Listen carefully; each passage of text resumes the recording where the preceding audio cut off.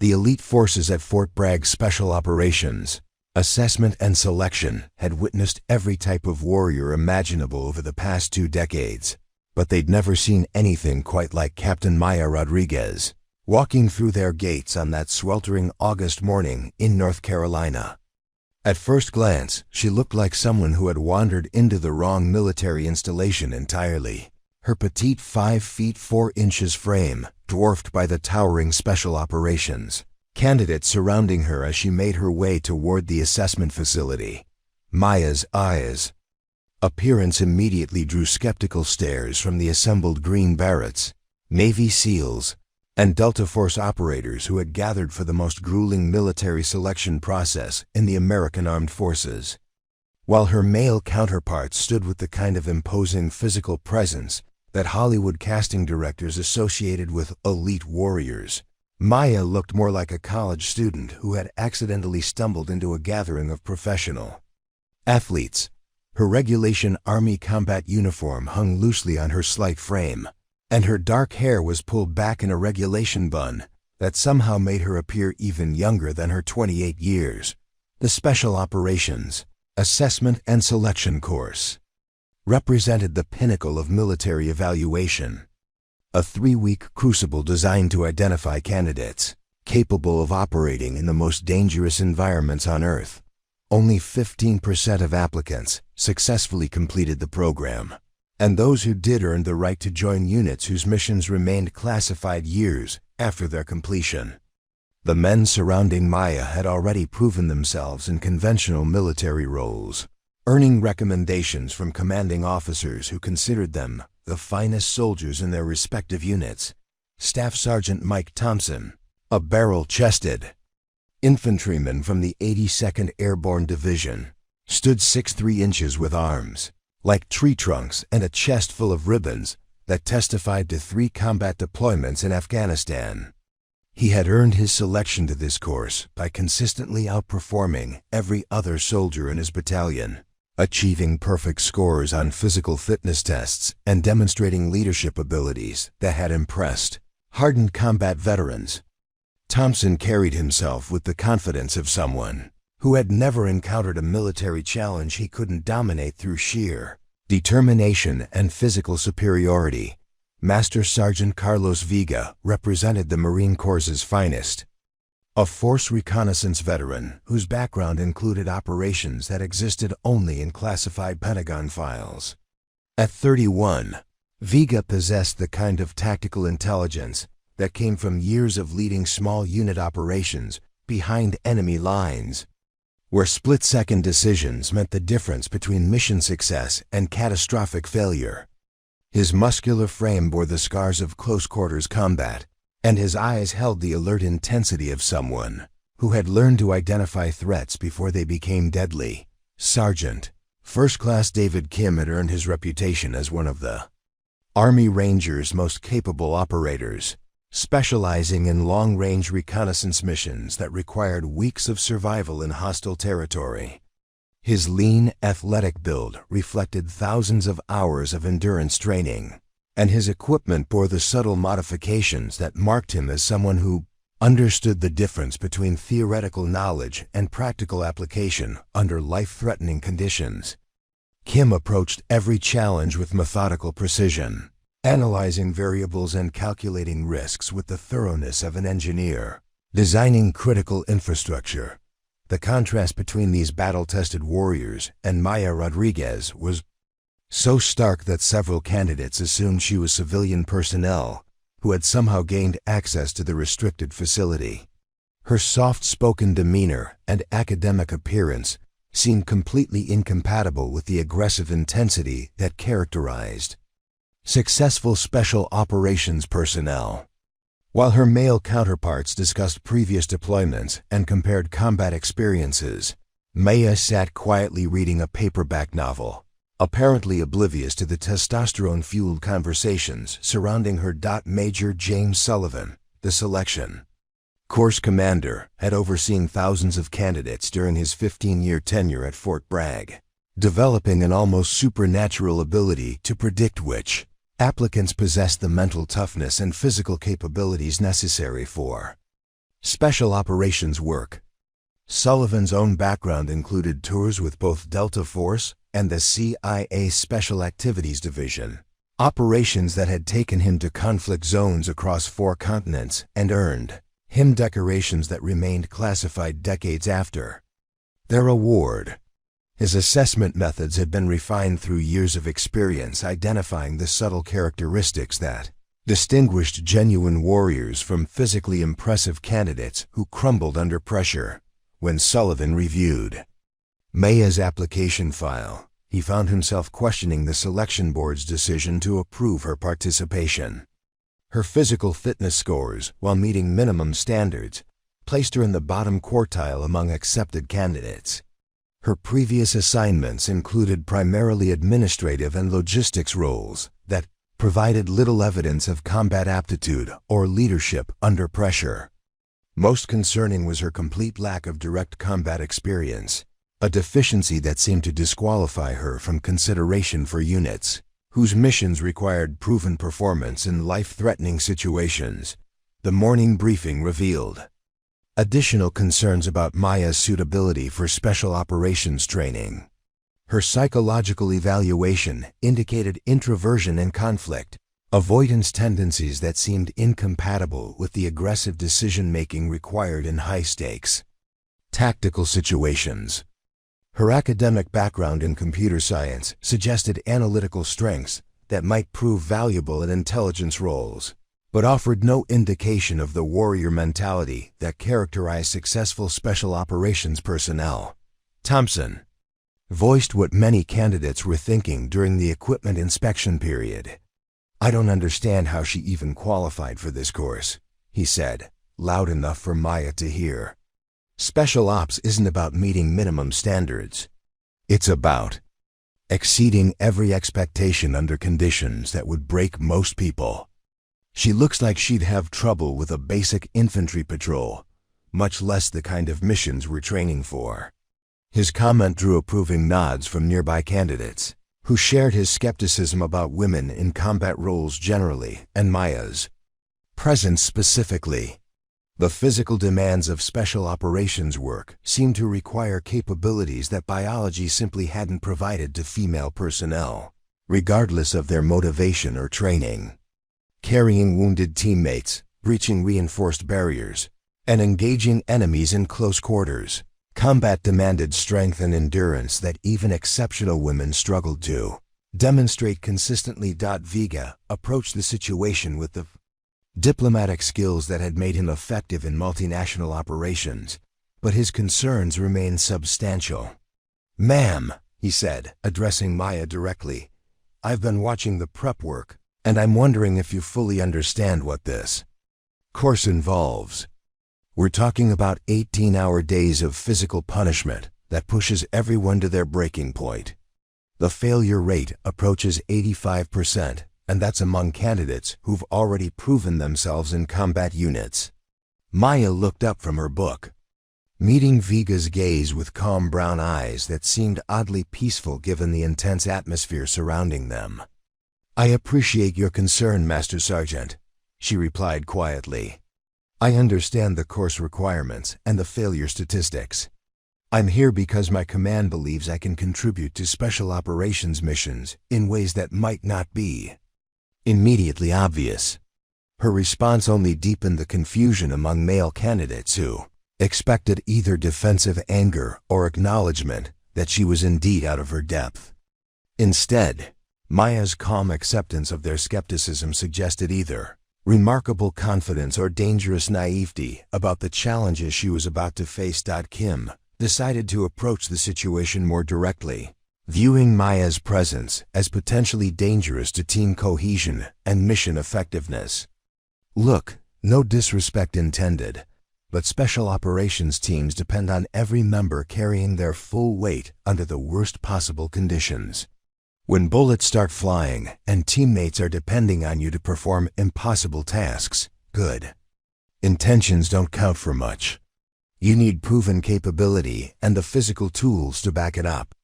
The growing circle of candidates found themselves witnessing a conversation that touched on one of the most controversial topics in modern military service: the integration of women into combat roles that had traditionally been restricted to male personnel. Recent policy changes had opened these positions to qualified female candidates, but practical implementation remained contentious among operators who questioned whether political correctness was compromising operational effectiveness. Maya's equipment inspection revealed additional grounds for skepticism among candidates who understood that gear selection often reflected experience and professional competence. Her rucksack contained standard issue items arranged with textbook precision, but lacked the personal modifications and specialized equipment that characterized seasoned operators. Her weapons cleaning kit was comprehensive, but showed little evidence of field use, and her medical supplies were organized according to regulation rather than the practical configurations that combat veterans developed through hard-won experience. Preparing and narrating this type of story took us long efforts and hard work. So if you are enjoying this story, please consider subscribing to our channel. The contrast between Maya's pristine equipment and the well-worn, personalized gear of her male counterparts reinforced perceptions that she represented a diversity initiative rather than a genuinely qualified candidate. Their equipment bore the subtle signs of extensive field use, replacement parts that had been swapped during deployments, modifications that improved functionality under specific conditions, and wear patterns that testified to years of hard service. In demanding environments, Sullivan found himself in an uncomfortable position as word of Maya's presence spread throughout the special operations community.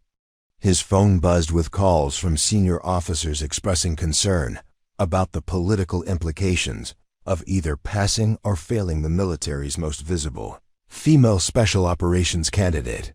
The pressure to demonstrate progress on gender integration competed with his professional responsibility to maintain standards that had been proven effective in combat operations, where failure meant death.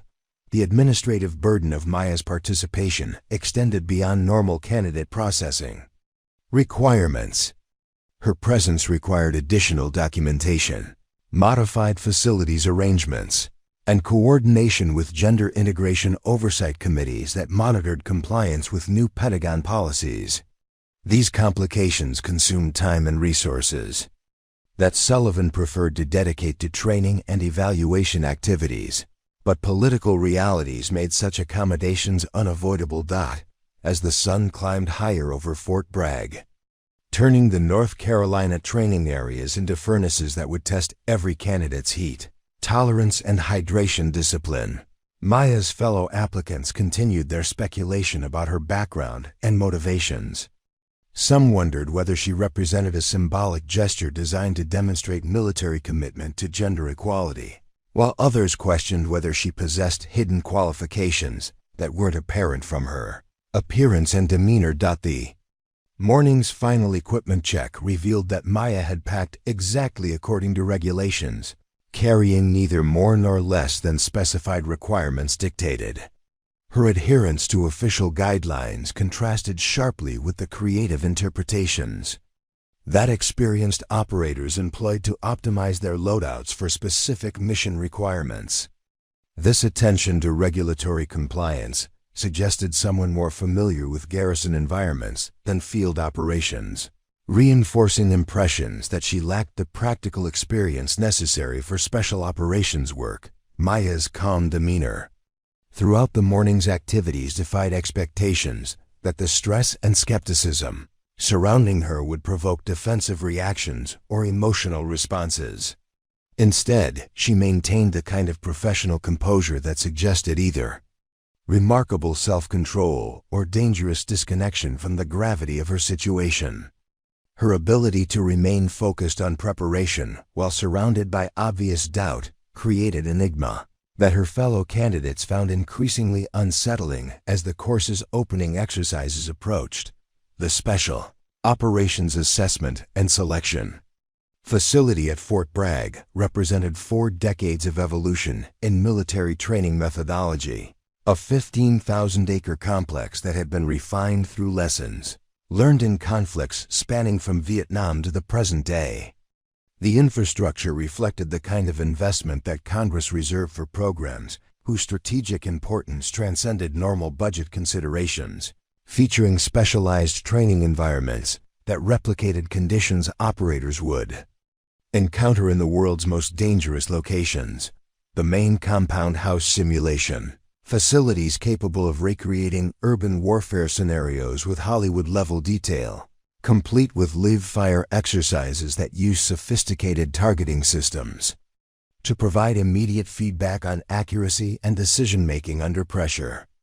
Computer-controlled opposition forces could adapt their tactics in real time, creating unpredictable challenges that tested candidates' ability to think creatively when standard procedures proved inadequate.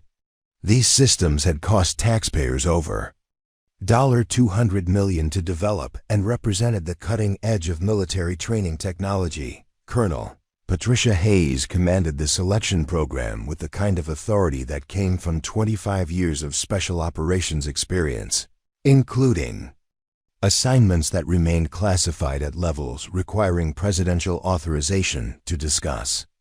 Her office walls displayed photographs with world leaders, whose names appeared in history books alongside commendations for operations that had prevented international incidents from escalating into full-scale conflicts. Hayes had personally led missions in 12 countries, earning decorations from allied nations whose existence remained officially unacknowledged. The psychological evaluation protocols employed at Fort Bragg had been developed through collaboration with leading universities and refined through analysis of thousands of candidates who had either succeeded or failed in subsequent special operations assignments. These assessments could predict with 87% accuracy which individuals possessed the mental resilience necessary to function effectively during extended isolation, extreme stress, and life-threatening situations that would incapacitate most people. Within hours, Dr. Robert Chun, the facility's chief psychologist, had spent 15 years studying the cognitive characteristics that distinguished successful special operations personnel from physically capable candidates who couldn't adapt to the unique demands of unconventional warfare. His research had identified personality traits and decision-making patterns that correlated with effectiveness in situations where normal military doctrine provided inadequate guidance for mission success. The medical screening process employed diagnostic equipment that exceeded the capabilities of most civilian hospitals, including advanced imaging systems that could detect musculoskeletal weaknesses before they became mission-threatening injuries. Candidates underwent stress tests that measured cardiovascular performance under conditions simulating high-altitude operations, extended physical exertion, and environmental extremes that would challenge even Olympic-level athletes.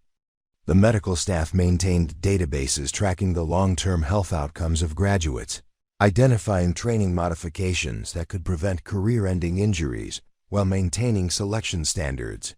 Captain Jake Morrison represented the Navy SEAL community's investment in the selection process, bringing expertise from underwater demolition operations and maritime special warfare missions that required skills unavailable elsewhere in the military.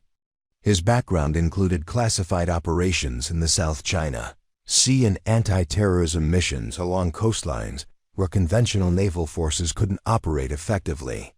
Morrison's evaluation methods focused on adaptability under conditions where equipment failure or environmental changes could transform routine operations into survival situations.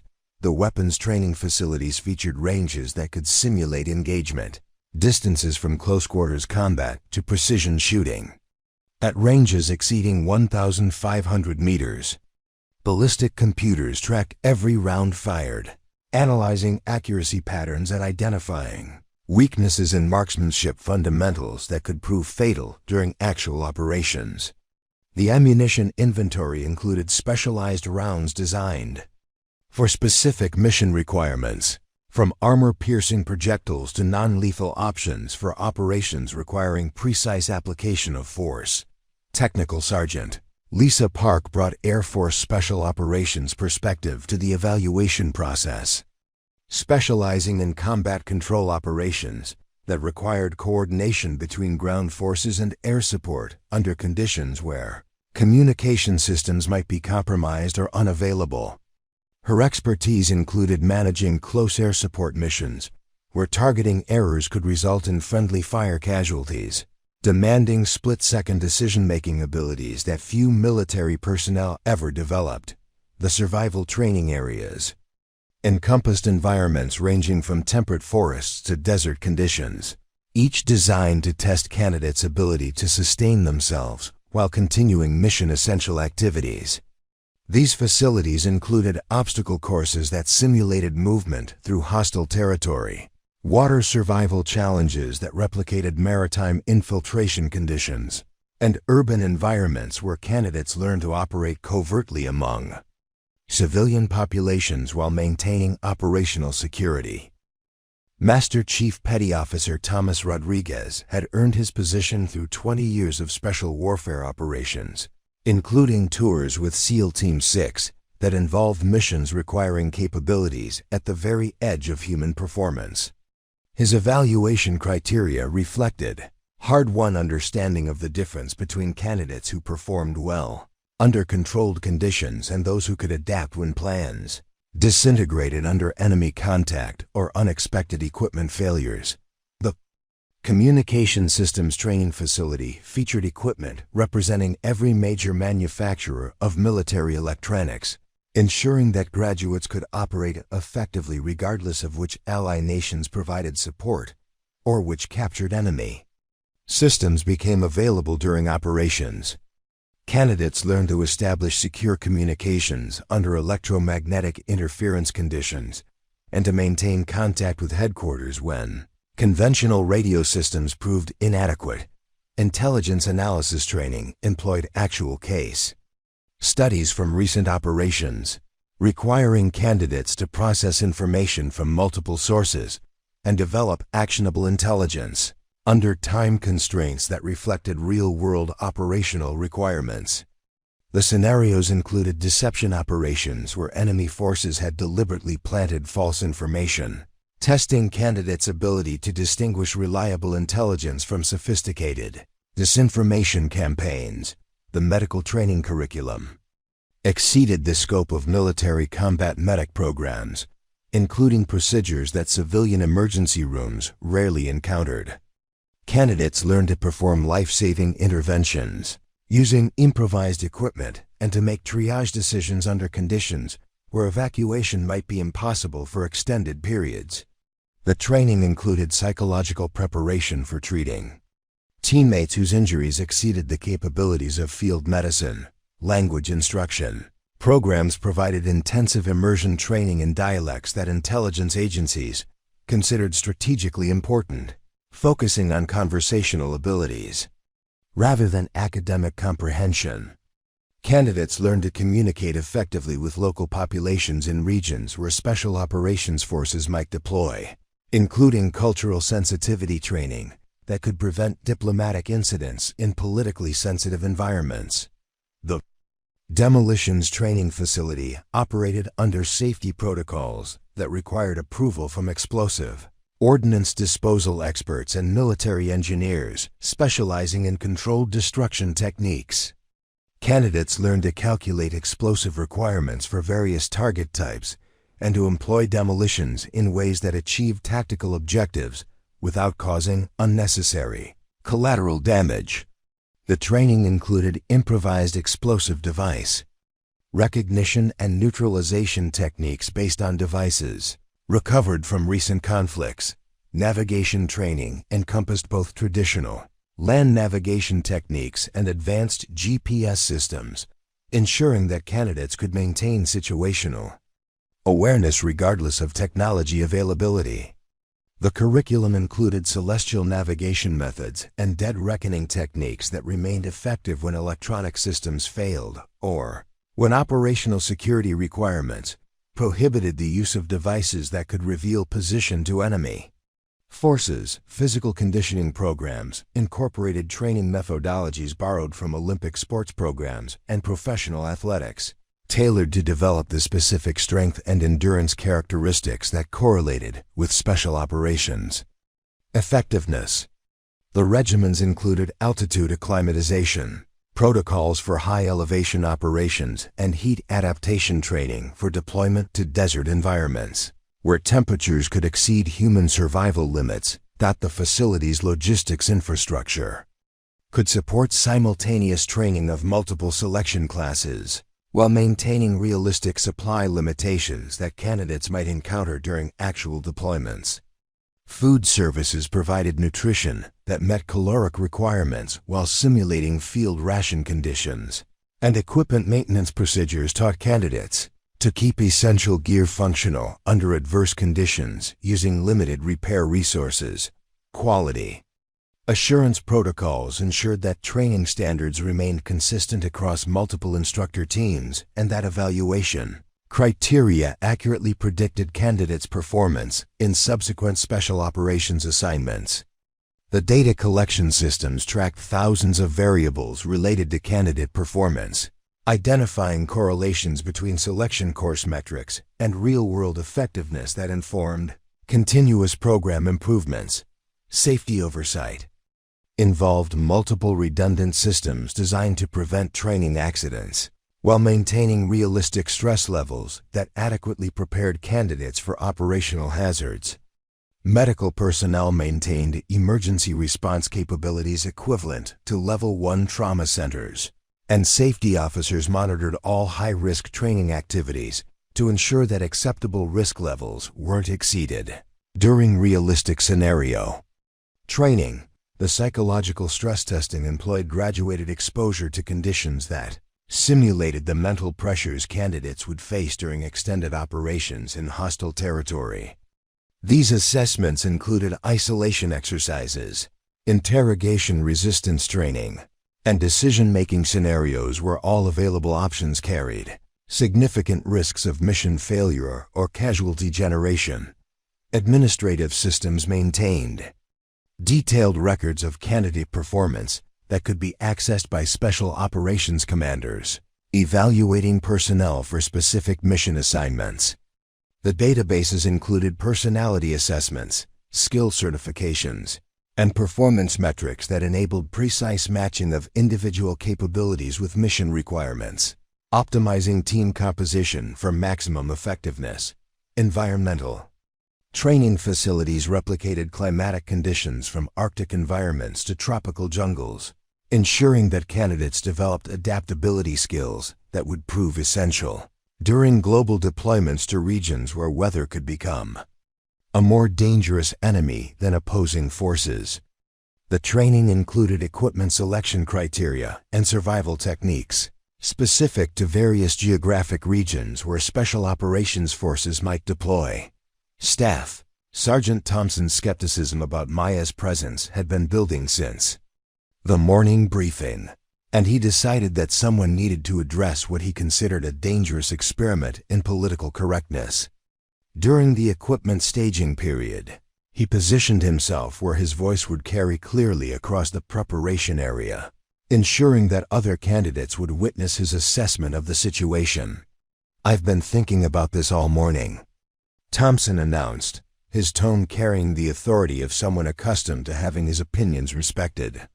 "We're about to start the most demanding military training in the world, and we've got someone here who looks like she'd struggle with a basic obstacle course. This isn't about being mean or discriminatory. It's about operational reality and the lives that depend on mission success." His statement drew immediate attention from nearby candidates who had been harboring similar concerns but hadn't felt comfortable voicing them directly. Thompson's reputation as a proven combat veteran gave his words weight that transcended normal military courtesy, and several operators moved closer to hear his full assessment of Maya's suitability for special operations training. "Look at the physical requirements we're facing," Thompson continued, warming to his theme. "We're going to be carrying 80-pound rucks through swampland, hauling wounded teammates across hostile terrain, and engaging enemies who won't show us any consideration for gender integration policies. When my life depends on the person next to me, I need to know they can perform under conditions that would break most people. Vega nodded his agreement, adding his own perspective from years of leading small unit operations where individual weaknesses could compromise entire missions. Master Sergeant Thompson makes valid points about team dynamics and operational effectiveness. In Force Recon, we learned that the weakest link determines overall capability. There's no room for good intentions when bullets start flying and teammates are counting on you to perform impossible tasks under pressure.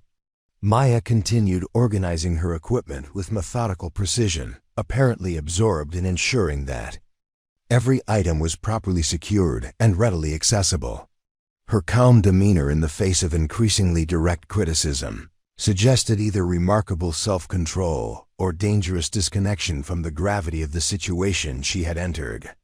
The contrast between her peaceful focus and the intense debate surrounding her presence only reinforced perceptions that she fundamentally misunderstood the challenges ahead. Kim decided to make his concerns more specific, drawing on his experience with long-range reconnaissance missions where individual performance limitations could endanger entire teams. I've seen what happens when someone can't keep up during extended operations, he said, his voice carrying the weight of hard-won experience. The team either abandons the mission to help a struggling member, or they leave someone behind. Neither option is acceptable when national security objectives are at stake. The growing circle of candidates found themselves engaged in a conversation that touched on fundamental questions about military effectiveness versus social policy implementation. Recent changes in Pentagon regulations had opened combat positions to qualified women, but the practical implications remained contentious among operators who understood that theoretical equality didn't necessarily translate to operational effectiveness under life-threatening conditions. Master Chief Rodriguez approached the discussion with the diplomatic skills that had made him effective in joint operations with allied nations. But his concerns about Maya's presence were substantial. "Ma'am," he said, addressing Maya directly, "I've been observing the preparation activities, and I'm wondering if you've fully considered the psychological aspects of special operations work. We're talking about situations where split-second decisions determine who lives and who dies." Maya looked up from her equipment check, meeting Rodriguez's gaze with the same calm attention she had shown throughout the morning's activities. "I understand your concerns, Master Chief," she replied quietly. "The psychological demands of special operations work are certainly significant. I appreciate that my presence raises questions about team dynamics and mission effectiveness under extreme conditions."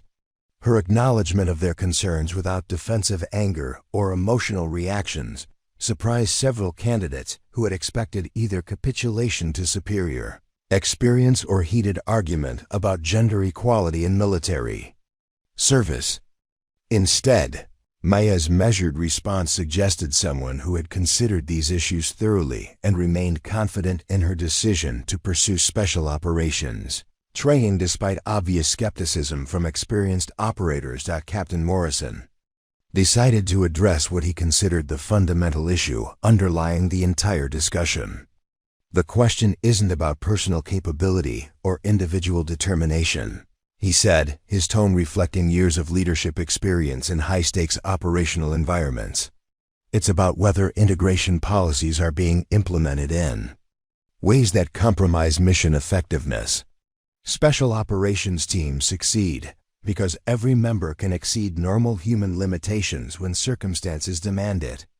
The conversation had evolved beyond simple skepticism about Maya's individual qualifications to encompass broader questions about how military organizations balanced social policy objectives with operational requirements. The candidates surrounding Maya represented years of investment in training and development, and their concerns reflected genuine worry about whether political considerations were influencing selection standards that had been proven effective.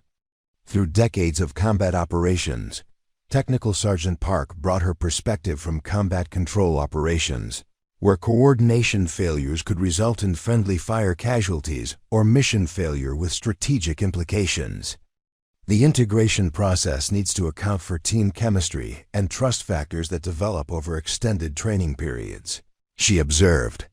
Special operations success depends on intuitive understanding between team members that goes beyond individual technical competence. Maya's continued focus on equipment preparation, while surrounded by increasingly direct criticism, began to irritate some candidates, who interpreted her apparent indifference as disrespect for their legitimate operational concerns. Her refusal to engage defensively or acknowledge the validity of their skepticism suggested either remarkable confidence or dangerous arrogance about her ability to succeed where thousands of qualified candidates had failed. Sergeant First Class Williams, a combat engineer with extensive experience in urban warfare environments, decided to make the discussion more concrete by focusing on specific operational scenarios. "Let's talk about realistic mission requirements," he said, his voice carrying the authority of someone who had led dangerous operations in hostile territory. "When we're conducting building clearance operations and encounter heavy resistance, every team member needs the physical capability to fight through multiple floors while carrying wounded teammates." The tactical scenarios that Williams described resonated with experienced operators who understood that special operations missions often required performance that exceeded normal military standards under conditions where failure meant death or capture. These situations demanded capabilities that training could enhance but couldn't create, particularly physical attributes that biological differences made challenging for female personnel to develop consistently. Captain Hayes, an intelligence officer with extensive experience in counterterrorism operations, raised additional concerns about how Maya's presence might affect team cohesion during extended deployments. "Special operations units develop trust relationships that take months to establish," she explained. "When teams deploy to hostile environments for extended periods, personal chemistry and mutual confidence become as important as individual technical skills. The administrative complexity of integrating female personnel into previously all-male special operations units created additional challenges that extended beyond training and selection issues. Modified facilities requirements, adjusted privacy protocols, and enhanced oversight procedures consumed resources that commanders preferred to dedicate to mission preparation and capability development, particularly when operational tempo remained high across multiple theaters." Maya's background investigation had revealed a service record that met minimum qualification standards, but provided little evidence of the exceptional performance that characterized successful special operations candidates. Her previous assignments included logistics coordination and administrative support roles that offered limited opportunities to demonstrate leadership under pressure or decision-making capabilities in life-threatening situations. The psychological evaluation protocols that had been developed specifically for special operations selection had been calibrated using data from thousands of male candidates, raising questions about whether assessment criteria accurately predicted female performance in roles that had only recently become available to women. The limited historical data on female special operations personnel made it difficult to validate selection standards or identify factors that correlated with success in operational assignments. Dr. Chun's preliminary assessment of Maya's psychological profile had identified characteristics that didn't align perfectly with traditional special operations personality types, including conflict avoidance tendencies and preference for collaborative decision-making over authoritative leadership styles. These traits might prove advantageous in certain operational contexts but could become liabilities in situations requiring aggressive action and decisive command authority. The medical screening process had revealed physical capabilities that met established standards but raised questions about long-term durability under the extreme physical demands that special operations personnel routinely encountered. Maya's cardiovascular fitness and muscular strength measurements placed her in acceptable ranges, but the margins were narrow enough to create concerns about performance degradation under extended stress. Major Sullivan found himself dealing with external pressure from senior commanders who viewed Maya's selection course participation as a test case for broader gender integration policies. The political implications of her success or failure extended far beyond individual career consequences to influence military-wide policies affecting thousands of female service members seeking access to previously restricted career fields. Weapons qualification scores from Maya's previous assignments indicated competency with standard military firearms, but provided no evidence of the advanced marksmanship skills that special operations missions often required. Her training records showed completion of required courses, but lacked the specialized certifications that experienced operators typically accumulated through pursuit of excellence. Beyond minimum standards. Communication intercepts from foreign intelligence services had indicated awareness of American gender integration initiatives, raising concerns about whether adversaries might exploit perceived weaknesses in units that included female personnel. These intelligence assessments suggested that enemies were monitoring integration progress and might adapt tactics to target what they considered vulnerable elements in special operations capability. The logistical implications of supporting female personnel in forward-deployed special operations teams created challenges that commanders were still learning to address effectively. Equipment modifications, facility requirements, and operational procedure adjustments consumed planning time and resources while potentially compromising the operational security that successful missions depended upon for success. The first physical assessment began at 0500 hours with a timed ruck march through Fort Bragg's most challenging terrain. A 12-mile course that wound through dense pine forests, across creek beds, and over rolling hills that had broken countless candidates over the decades. Maya shouldered her 65-pound rucksack with movements that appeared awkward and uncertain, struggling visibly with the weight distribution as she adjusted her shoulder straps multiple times before the starting signal. Within the first mile, Maya had fallen behind the main group of candidates, her shorter stride length and obvious difficulty with the load creating a gap that continued to widen as the march progressed. Thompson and Vega maintained the punishing pace that had become second nature through years of similar training, their conversation flowing easily despite the physical demands of the exercise. Meanwhile, Maya's labored breathing was audible from 50 meters away, and her form began deteriorating as fatigue accumulated. The course cadre observed Maya's struggles with growing concern, noting that her performance fell well below the standards they expected from candidates with legitimate prospects for selection success. Master Sergeant Jackson, the lead evaluator for physical assessments, had witnessed thousands of candidates attempt this same route, developing an almost supernatural ability to predict which individuals possessed the mental toughness necessary to push through physical barriers that stopped most people. "She's already showing signs of heat exhaustion," Jackson radioed to the medical team following the formation. "Heart rate appears elevated beyond sustainable levels, and her hydration discipline is breaking down. We may need to consider medical extraction if her condition continues deteriorating at this rate."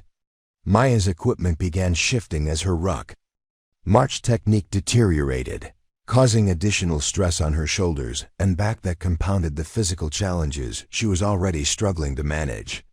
The other candidates had learned through experience how to distribute weight effectively and maintain proper posture during extended movements, but Maya's academic background hadn't provided opportunities to develop these essential skills. By Mile 6, Maya had fallen nearly half a mile behind the main formation, forcing the evaluation team to modify their monitoring procedures to maintain visual contact with a candidate who was clearly struggling beyond normal training stress levels. Her pace had slowed to barely above a walking speed, and her frequent stops to adjust equipment suggested somewhat approaching complete physical breakdown. The psychological pressure of obvious failure began affecting Maya's decision-making capabilities. As she struggled with navigation waypoints that other candidates had passed without difficulty, her map-reading skills, adequate under controlled conditions, proved insufficient when combined with physical exhaustion and the time pressure of falling further behind schedule with each passing minute.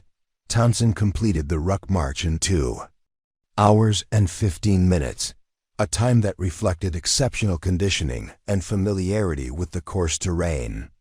His finish demonstrated the kind of performance that evaluators associated with candidates who possessed genuine potential for special operations success. Vega and Kim finished within minutes of Thompson, their times indicating similar levels of preparation and physical capability. Maya's eventual completion of the ruck march required 3 hours and 47 minutes, a time that placed her performance in the bottom 5% of all candidates who had attempted the course in recent years. Her condition upon finishing suggested someone who had pushed well beyond sustainable physical limits, requiring immediate medical evaluation and extended recovery time before continuing with scheduled assessments. The marksmanship evaluation revealed additional performance deficiencies that reinforced concerns about Maya's readiness for special operations training.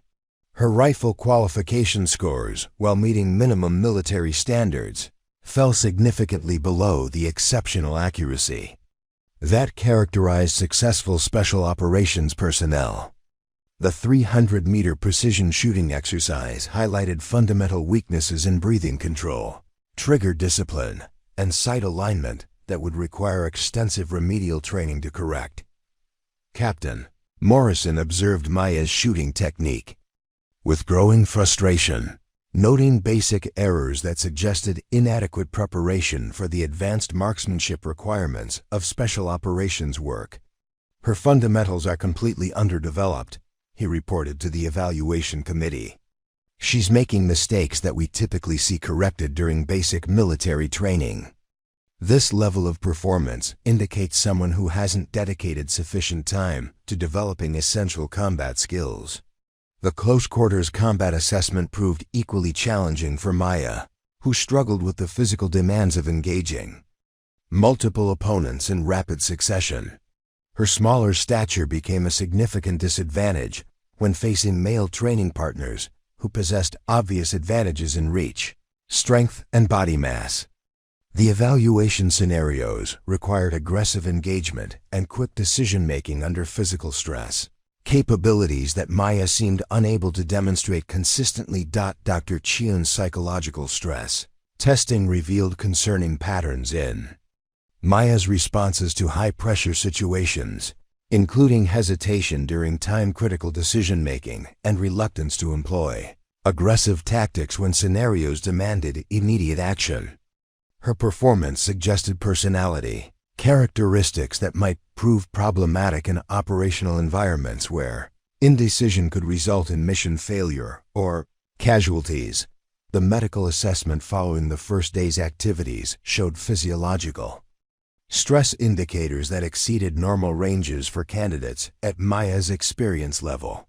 Her cardiovascular recovery time, muscle fatigue measurements, and hydration status all suggested someone who had been pushed beyond healthy training limits, raising questions about her ability to sustain the physical demands of the remaining selection activities.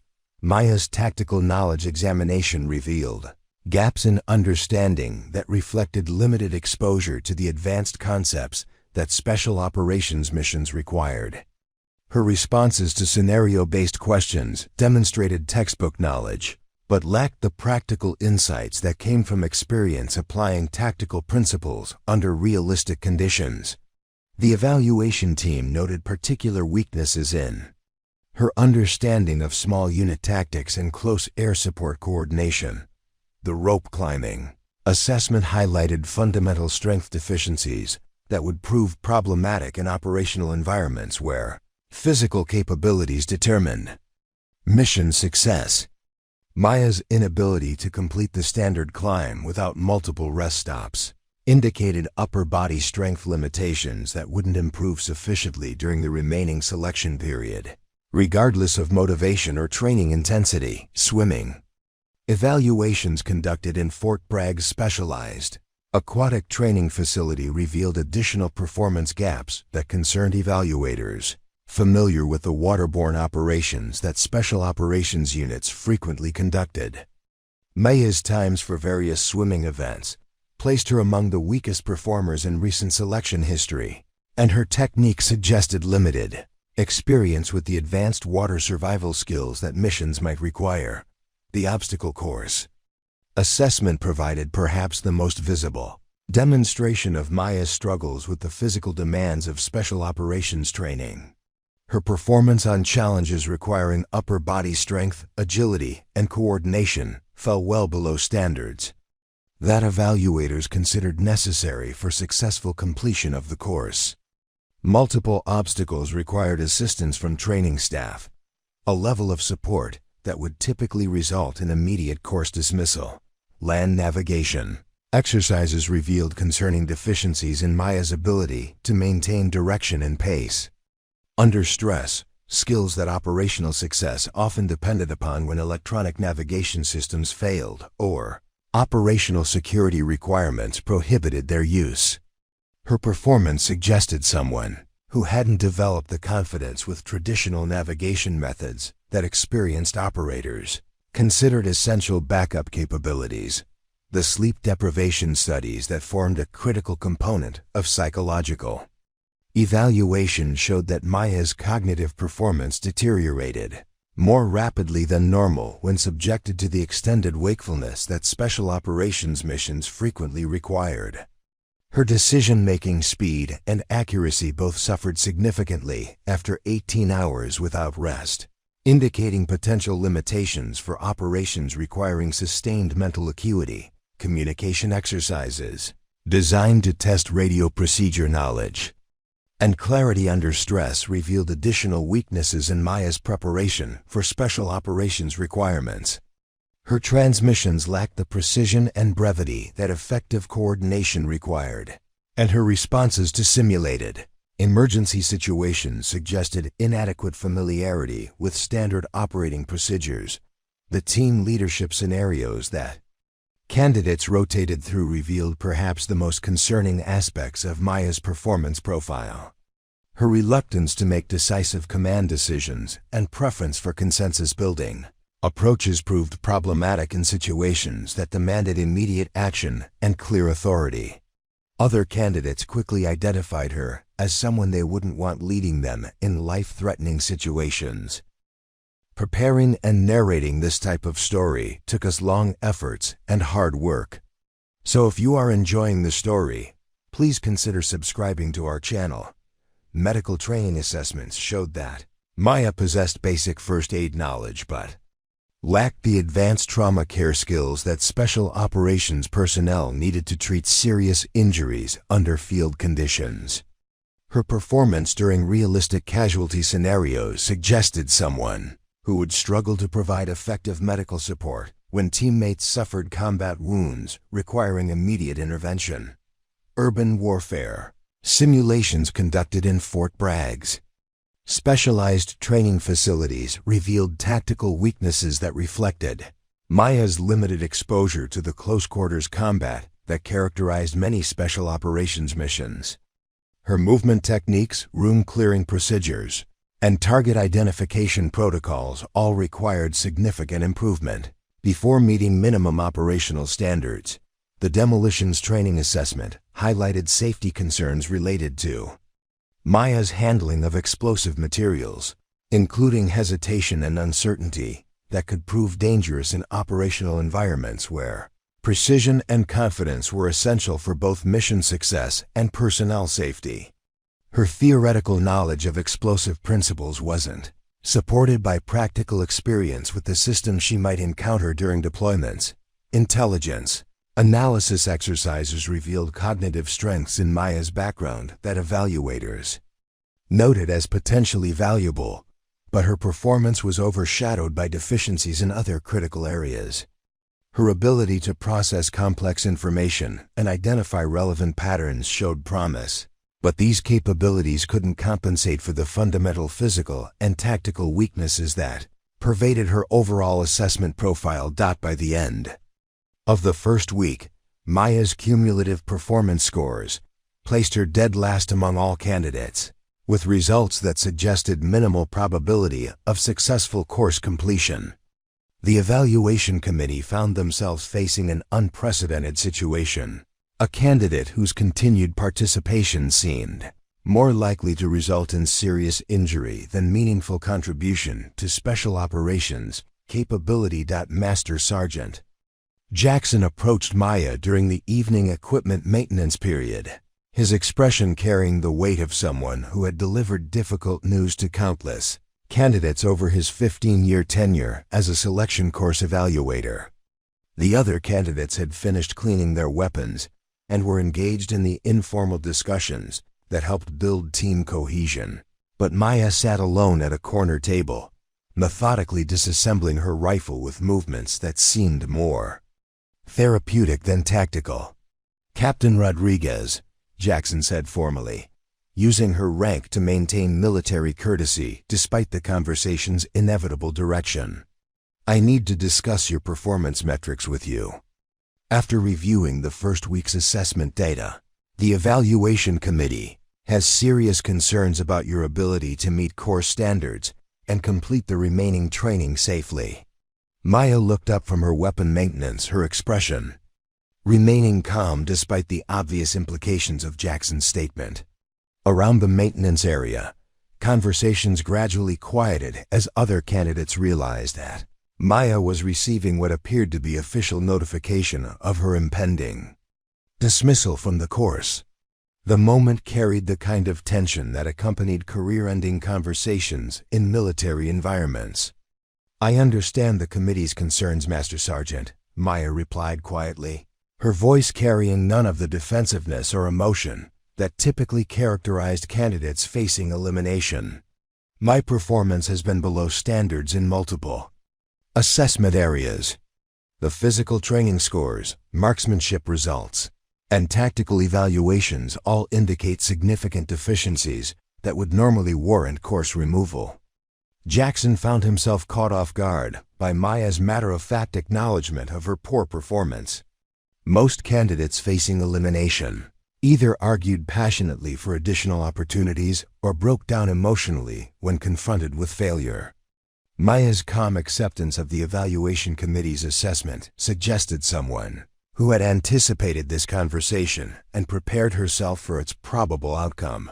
Thompson, who had been observing the interaction from across the maintenance area, decided that someone needed to address what he considered an obvious solution to a problematic situation. His voice carried clearly across the room as he approached Maya's table, ensuring that other candidates would witness his intervention in what had become an uncomfortable situation for everyone present. "Look, ma'am," Thompson said, his tone attempting diplomacy while delivering what he considered necessary truth. "This isn't about personal failure or individual capability. You're obviously intelligent and motivated, but special operations work requires specific physical and mental characteristics that can't be developed through training alone.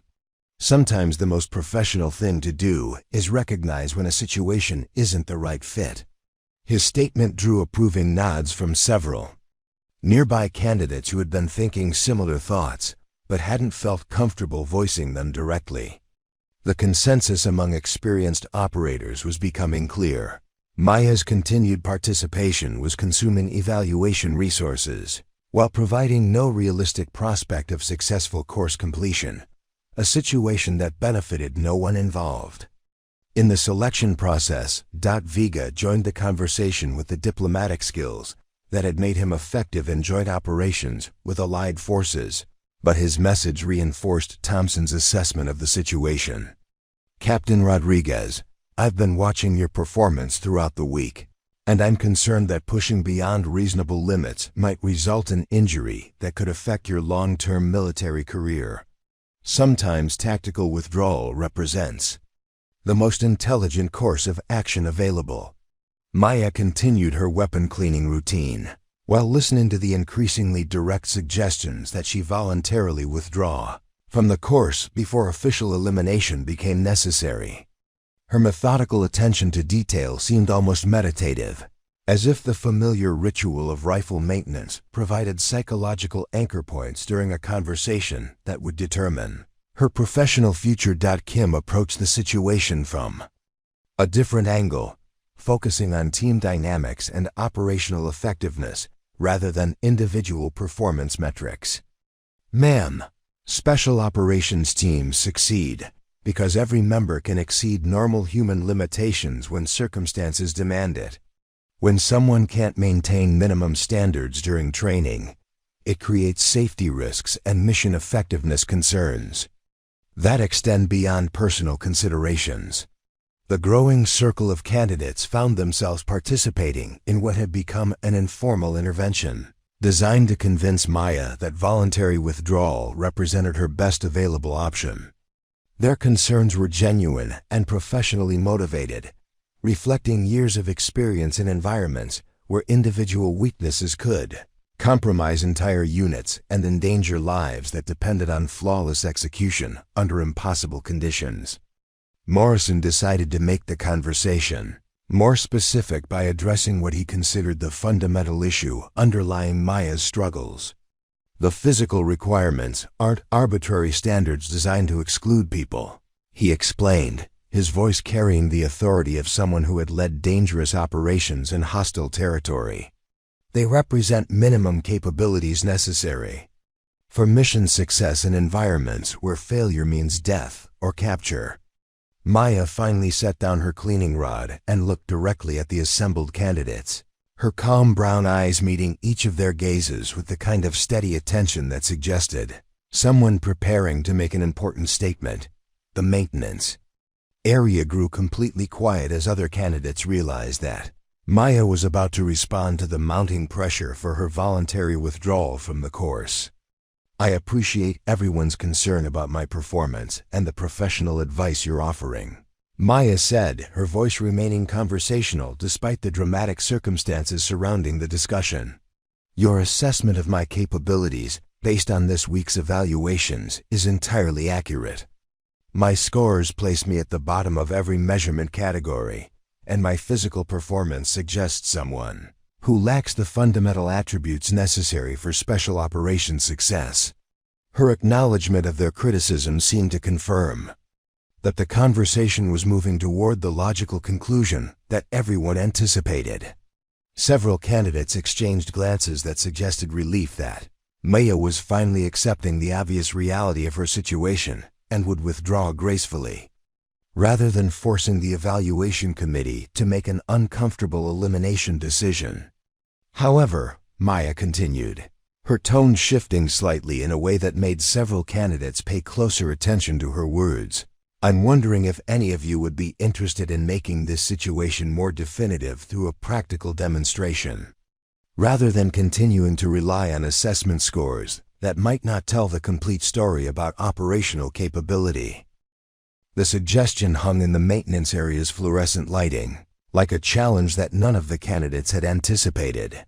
Maya's calm demeanor throughout the week had given no indication that she possessed the kind of competitive instincts that would lead her to propose additional testing when conventional evaluation methods had already demonstrated her inadequacy for special operations work.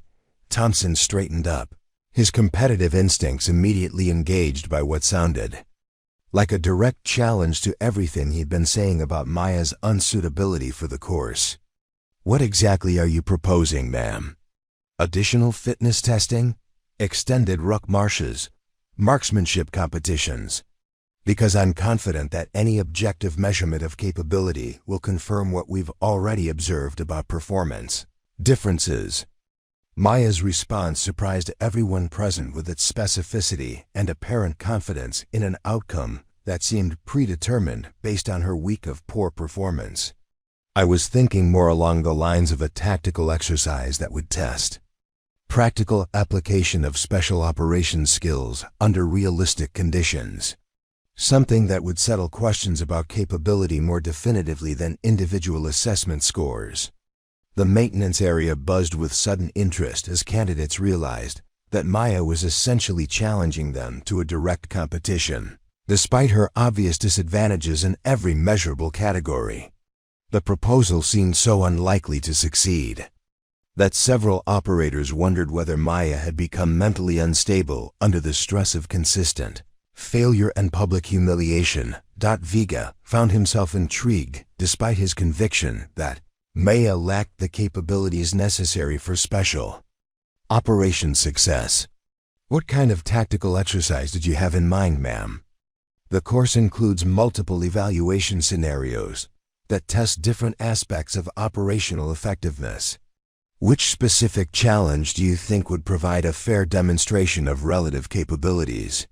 Maya's answer revealed that she had been thinking about this possibility for longer than anyone had realized, suggesting preparation and planning that contradicted her apparent lack of readiness for the course's demands.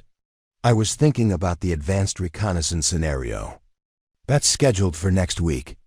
The one where teams infiltrate hostile territory and eliminate designated targets, while avoiding detection by opposing forces. The scenario Maya referenced represented one of the most challenging exercises in the entire selection course, requiring integration of multiple skill sets including stealth movement, target identification, precision shooting, and tactical withdrawal under pressure. It was exactly the kind of comprehensive test that would expose any weaknesses in preparation or capability, making her choice seem particularly puzzling given her demonstrated deficiencies. Kim couldn't suppress a mixture of admiration and concern about Maya's apparent willingness to face almost certain failure in such a public and definitive manner. Ma'am, that exercise typically eliminates a significant percentage of candidates, even among those who've been performing well throughout the course. The failure rate approaches 60%, and that's among operators who've demonstrated solid fundamentals in all assessment areas. Maya's response indicated that she understood exactly what she was proposing and had considered the implications carefully before making her suggestion. I understand the challenge level, Sergeant Kim. That's precisely why it would provide a definitive answer to questions about capability that assessment scores might not capture completely. Sometimes practical application reveals capabilities that standardized testing doesn't measure effectively. The assembled candidates found themselves facing an unexpected dilemma. Maya's proposal seemed so likely to result in spectacular failure that accepting her challenge felt almost cruel, but her calm confidence in making the suggestion created cognitive dissonance that made straightforward dismissal difficult. Her willingness to stake everything on a single exercise demonstrated either remarkable courage or complete disconnection from reality. Master Sergeant Jackson realized that the conversation had evolved beyond his original intention of encouraging Maya's voluntary withdrawal to something that would require command approval and formal evaluation protocols. Captain Rodriguez, what you're proposing would need authorization from Major Sullivan and the course commander. This isn't something that can be arranged informally or without proper safety oversight. Maya nodded her understanding while continuing to clean her rifle with the same methodical precision she had displayed throughout the conversation. Of course, Master Sergeant. I wouldn't expect any modifications to normal procedures or safety protocols. I'm simply suggesting that practical demonstration might provide more relevant information about operational capability than assessment scores alone. Thompson found himself simultaneously impressed by Maya's apparent courage and convinced that she was making a terrible mistake that would result in public humiliation, far worse than quiet elimination. Ma'am, I respect your determination, but this exercise involves live-fire scenarios and opposition forces that will exploit any weakness they identify. Failure isn't just about poor scores. It can result in simulated casualties and mission failure that becomes part of your permanent record. Maya's final response before returning to her weapon maintenance Routine suggested depths of confidence that none of the candidates had expected during her week of poor performance. "I understand the risks," Staff Sergeant Thompson. "Sometimes, the only way to answer questions definitively is through direct demonstration under conditions that test everything at once. Assessment scores are useful, but they don't always capture the complete picture of what someone might be capable of accomplishing." Major Sullivan received Maya's formal request for the advanced reconnaissance exercise at 0630 hours the following morning, delivered through proper channels with documentation that demonstrated her understanding of the exercise's complexity and inherent dangers. The scenario she had requested represented the pinnacle of selection course challenges, a 48-hour evolution that combined every skill set that special operations personnel needed to master for successful deployment to hostile environments. Exercise area encompassed 12 square miles of North Carolina wilderness that had been configured to simulate enemy-controlled territory, complete with opposition forces equipped with night vision equipment, motion sensors, and communication intercept capabilities. The opposing team consisted of experienced special operations personnel whose mission was to detect and eliminate infiltrating candidates using tactics that reflected real-world threats that American forces might encounter during classified operations. Colonel Hayes personally reviewed Maya's request with the kind of attention she reserved for decisions that could affect careers and influence policy implementation at the highest levels of command. Maya's week of poor performance had already generated discussion among senior officers who viewed her participation as a test case for broader gender integration initiatives, making the stakes of any additional evaluation far higher than normal. Candidate assessment procedures. "This is highly irregular," Colonel Hayes told Major Sullivan during their secure teleconference review of Maya's proposal. "Candidates don't typically request specific evaluation scenarios, particularly ones with the complexity and risk levels that this exercise involves. Her performance metrics suggest someone who should be focusing on remedial training rather than advanced challenges that eliminate well-prepared candidates regularly." Dr. Chun's psychological evaluation of Maya's request raised additional concerns about her mental state and decision-making capabilities under pressure. Her willingness to stake everything on a single exercise could indicate either exceptional confidence based on hidden capabilities or dangerous disconnection from reality that suggests psychological stress beyond normal training parameters. He reported to the evaluation committee. The medical staff expressed reservations about approving additional high-stress evaluation for a candidate whose physical condition had been compromised by a week of performance that consistently exceeded her apparent limitations. Maya's cardiovascular stress indicators and recovery metrics suggested someone who had been pushed beyond sustainable training levels, creating potential safety concerns if subjected to the extended physical demands of advanced reconnaissance. Operations. Captain Morrison brought operational perspective to the discussion based on his experience designing and conducting similar exercises for SEAL team training. The scenario she's requesting typically requires 48 hours of continuous movement through hostile territory while maintaining operational security and achieving mission objectives that demand integration of multiple skill sets, he explained to the committee. The opposition force commander, Lieutenant Colonel Marcus Webb, had overseen hundreds of reconnaissance exercises during his tenure at Fort Bragg, developing tactics and procedures that routinely defeated even experienced special operations personnel. His teams employed sophisticated detection methods and aggressive pursuit techniques that reflected lessons learned from recent conflicts where American forces faced technologically advanced adversaries. The candidates face motion sensor networks, thermal imaging surveillance, and coordinated patrol patterns that cover every possible infiltration route, Webb briefed the evaluation committee. Success requires not just individual competence, but tactical innovation and adaptive thinking that goes beyond standard military doctrine. The failure rate among qualified candidates approaches 60%. Maya's tactical plan, submitted as part of her formal request, revealed preparation and analysis that surprised evaluators who had assumed her poor performance reflected general unpreparedness for special operations challenges. Her route selection demonstrated sophisticated understanding of terrain analysis and enemy patrol patterns, while her timeline calculations suggested familiarity with movement techniques that weren't covered in standard military training programs. The weapon selection Maya requested for the exercise raised eyebrows among evaluators, familiar with her poor marksmanship scores during conventional assessments. Instead of requesting the advanced precision rifles that most candidates preferred, she specified older equipment that seemed to contradict logical preparation for challenges that would test shooting skills under extreme conditions. Thompson and his fellow candidates learned about Maya's approved exercise participation during the morning briefing, news that generated immediate discussion about what they considered a waste of training resources and evaluation time.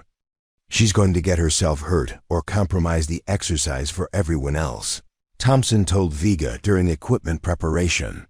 Someone should have talked her out of this before it got official approval. The briefing revealed that Maya would be conducting her reconnaissance mission as a solo operator rather than part of a team, a modification that significantly increased difficulty levels while eliminating the mutual support that typically helped candidates overcome individual weaknesses. Solo operations required self-sufficiency in navigation, target identification, and tactical decision-making that challenged even experienced personnel. Vega expressed concerns that reflected broader questions about resource allocation and training. Priorities. We're dedicating an entire exercise cycle to evaluate someone who couldn't meet basic fitness standards, he complained to Kim during pre-mission preparation. Meanwhile, qualified candidates are waiting for evaluation opportunities that could determine their access to advanced training programs. The mission parameters required Maya to infiltrate a defended area, identify and photograph 3 designated targets, and withdraw without detection while opposition forces actively hunted for infiltrators using methods that reflected current battlefield realities. The scenario included time constraints that prevented conservative approaches and demanded aggressive movement through areas where any mistake could result in immediate discovery. Kim studied the mission briefing with growing conviction that Maya was attempting something far beyond her demonstrated capabilities. The navigation requirements alone would challenge someone with extensive field experience, he observed to other candidates. She'd be moving at night through unfamiliar terrain while avoiding patrols that know every possible hiding spot and infiltration route. Maya's preparation routine differed dramatically from the elaborate equipment checks and tactical planning that characterized other candidates' pre-mission activities.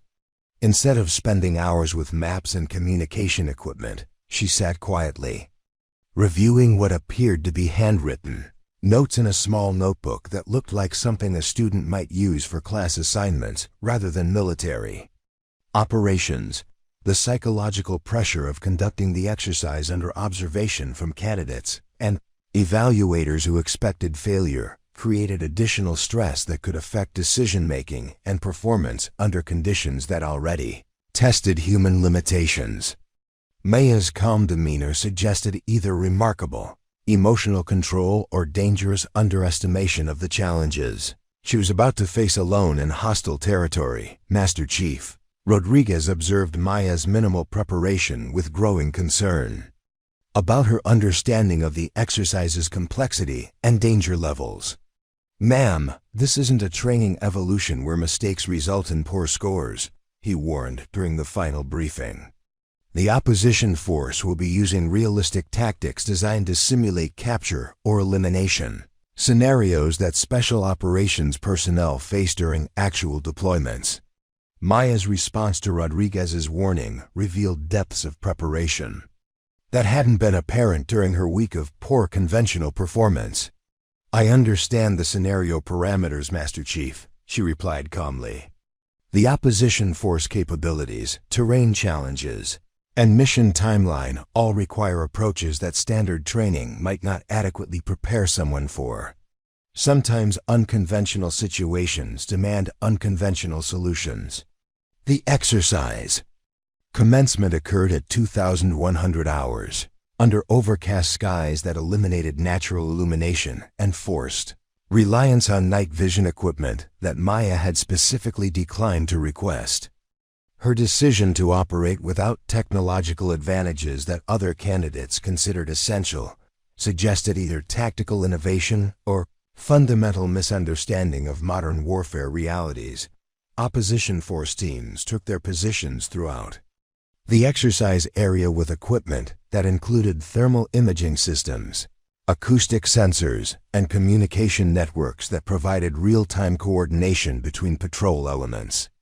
Their mission briefing emphasized aggressive pursuit and elimination of infiltrators, using tactics that reflected enemy capabilities American forces might encounter during classified operations. Lieutenant Colonel Webb positioned his most experienced personnel along likely infiltration routes, creating overlapping coverage that would detect conventional approaches and force infiltrators into areas where concentrated opposition could respond rapidly. His tactical plan had been refined through years of similar exercises and incorporated lessons learned from conflicts where American forces faced sophisticated enemy countermeasures. Maya's initial movement into the exercise area occurred without the fanfare that typically accompanied candidate evaluation activities. She simply walked into the darkness carrying equipment that appeared minimal compared to the elaborate gear configurations that characterized modern special operations loadouts. Her departure seemed almost anticlimactic given the weeks of build-up and controversy surrounding her course participation. The observation team following Maya's progress through electronic monitoring systems initially lost contact with her within 30 minutes of exercise commencement, a development that created immediate concern about her safety and exercise integrity. Standard procedures required continuous monitoring of candidate locations for medical emergency response and evaluation documentation purposes. "We've lost her GPS signal," reported Technical Sergeant Davis from the Exercise Control Center. Her radio beacon went dead approximately 28 minutes after infiltration began. This could indicate equipment failure, capture by opposition forces, or deliberate signal elimination that violates exercise safety protocols. The monitoring team's attempts to re-establish contact with Maya through emergency communication procedures produced no response, creating uncertainty about whether she was continuing the exercise, had been captured by opposition forces, or was experiencing medical emergency that required immediate intervention. The situation fell outside normal exercise parameters and demanded command decisions about continuation versus termination. Colonel Hayes found herself facing an unprecedented situation, where standard safety protocols suggested exercise termination, while Maya's specific request for realistic evaluation created pressure to continue operations despite communication loss. The decision carried implications that extended beyond individual assessment to broader questions about risk management and gender integration. Policy implementation. Opposition force teams reported no contact with infiltrating personnel during their initial patrol sweeps, a development that suggested either exceptional concealment skills or complete avoidance of areas where detection was most likely. Their sophisticated sensor networks had identified several false alarms from wildlife movement, but detected no human activity in areas where infiltrators typically attempted penetration. The absence of any indication of Maya's location or activity level created growing tension among exercise observers, who had expected either rapid capture or obvious signs of struggle with challenges that exceeded her demonstrated capabilities. The silence from both Maya and opposition forces suggested that something unexpected was occurring within the exercise area. Master Sergeant Jackson monitored communication traffic from the Exercise Control Center with growing amazement as hours passed without any indication of Maya's presence or activity. In 15 years of running these exercises, I've never seen someone disappear so completely, he reported to Major Sullivan. Either she's found concealment capabilities we didn't know she possessed, or something has gone seriously wrong with exercise execution. The night wore on with Maya remaining completely undetected by opposition forces whose confidence in their sensor networks and patrol procedures began giving way to confusion about how anyone could avoid detection so completely. Their tactical assumption that rapid contact was inevitable seemed increasingly questionable as hours passed without any sign of infiltrator presence. At 0347 hours, Lieutenant Colonel Webb's radio crackled with the first contact report in over 6 hours of exercise operations, but the transmission contained information that defied everything he understood about tactical operations, candidate capabilities. Control, this is Overwatch 3. We have multiple personnel down at Checkpoint Alpha. Repeat, multiple personnel down.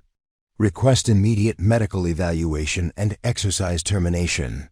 The opposition force commander who had dominated hundreds of similar exercises found himself staring at reports that contradicted decades of experience with reconnaissance training scenarios. His most experienced team leaders were reporting simultaneous incapacitation across multiple positions that had been considered unassailable, achieved through methods that seemed to violate the laws of physics and tactical reality. Overwatch 3, clarify your status, Webb responded, his voice carrying the controlled urgency of someone trying to process information that challenged fundamental assumptions about exercise parameters and candidate capabilities. Are you reporting enemy, contact, or training casualties? What is the nature of personnel down at your location? The response from Overwatch 3 revealed the complete destruction of what had been considered the most capable opposition team in the exercise area. Sir, our entire 6-man team has been eliminated through precision shooting from unknown positions. The engagements occurred simultaneously from multiple directions, using techniques that our countermeasures couldn't detect or prevent. We never saw the shooter. Webb's tactical mind struggled to process how a single operator could achieve such results against experienced special operations personnel who were equipped with night vision systems, thermal imaging, and coordinated communication networks. The scenario suggested capabilities that exceeded anything demonstrated by previous candidates, achieved by someone whose conventional assessment scores indicated fundamental inadequacy for special operations work. Control, this is Overwatch 7, came another transmission from the southern sector of the exercise area. We're reporting complete team elimination through precision engagement from concealed positions. The shooting accuracy and tactical coordination suggest multiple operators, but sensors indicate only single infiltrator presence. Request clarification of exercise parameters. The exercise control center erupted in controlled chaos as reports flooded in from opposition teams throughout the area, each describing elimination scenarios that defied tactical doctrine and training experience. Maya Rodriguez, the candidate who had struggled with basic marksmanship during qualification exercises, was systematically destroying opposition forces with precision and coordination that seemed impossible for a single operator. Colonel Hayes arrived at the control center within minutes of receiving notification about the unprecedented exercise developments, her expression cycling through disbelief, concern, and dawning recognition that something extraordinary was occurring in the North Carolina wilderness. Her decades of special operations experience provided no framework for understanding how one candidate could achieve such results against overwhelming opposition. Show me the tactical display, Hayes commanded, studying the electronic representation of opposition force positions and the areas where teams had reported elimination. The pattern that emerged suggested movement and engagement techniques that went beyond conventional special operations doctrine, utilizing approaches that seemed to anticipate enemy responses and exploit weaknesses that experienced personnel Shouldn't have possessed. Doctrine monitored the psychological stress indicators being transmitted from opposition force personnel who had witnessed Maya's capabilities, noting trauma responses that typically accompanied exposure to combat effectiveness far beyond their training preparation. The opposing teams are reporting stress reactions consistent with encountering superior tactical capabilities that challenge their understanding of human performance limitations, he reported to the evaluation committee. Technical Sergeant Davis, monitoring electronic surveillance systems throughout the exercise area, provided information that complicated understanding of Maya's methods even further. Sir, our sensor networks are detecting movement patterns that don't correspond to any infiltration techniques in our tactical database. She's moving through areas that should be impossible to navigate without detection, using routes that our planning assumed were inaccessible to human operators. The opposition team's attempts to coordinate responses to Maya's attacks proved futile as their communication networks began experiencing systematic interference that prevented effective coordination between remaining units. Their sophisticated equipment, designed to provide decisive advantages over infiltrating candidates, seemed ineffective against someone who understood their capabilities and had developed countermeasures that neutralized technological superiority. Preparing and narrating this type of story took us long efforts and hard work. So if you are enjoying the story, please consider subscribing to our channel. Control, this is Overwatch 5, transmitted the team responsible for the Northern Sector checkpoint. We're observing movement techniques that appear to exploit blind spots in our sensor coverage that we didn't know existed. The infiltrator is using terrain features and atmospheric conditions to mask approach routes that should be impossible to access undetected. Major Sullivan found himself reviewing Maya's service record with unprecedented intensity, searching for clues about background and training that might explain capabilities that seemed to exceed anything demonstrated by previous selection course participants. Her official documentation revealed conventional assignments and training that provided no indication of the specialized skills she was demonstrating against elite opposition forces. The weapon signatures being detected by acoustic sensors indicated shooting techniques that differed significantly from standard military marksmanship doctrine, suggesting training background that wasn't reflected in Maya's official qualification records. The precision and timing of her engagements demonstrated mastery of advanced tactics that typically required years of specialized instruction and practical application. The engagement pattern suggests someone with extensive experience in asymmetric warfare against technologically superior opponents, analyzed Captain Morrison during his review of tactical data. She's using techniques that prioritize stealth and precision over firepower, exploiting environmental factors that conventional training doesn't emphasize. This suggests background that goes beyond normal military education. Opposition force morale began deteriorating as team after team reported elimination through engagement methods that seemed to violate tactical reality. Their confidence in equipment and training that had proven effective against hundreds of previous candidates evaporated as Maya demonstrated capabilities that made their sophisticated countermeasures appear inadequate for the challenges she presented. Lieutenant Colonel Webb made the unprecedented decision to commit his reserve forces to active pursuit, abandoning defensive positions to conduct aggressive sweeps, designed to locate and engage an infiltrator who had achieved tactical dominance despite overwhelming numerical and technological disadvantages. His modification of standard exercise procedures reflected growing desperation to understand how one candidate could neutralize his most capable personnel. All teams, implement Protocol 7. Webb transmitted to his remaining units. Abandon checkpoint security and initiate coordinated pursuit patterns. The infiltrator has demonstrated capabilities that exceed our current tactical assumptions. We need to adapt our approach to counter techniques that aren't covered in standard opposition procedures. Maya's response to increased opposition pressure demonstrated tactical flexibility that amazed observers who had expected conventional training to provide predictable reactions to changing circumstances.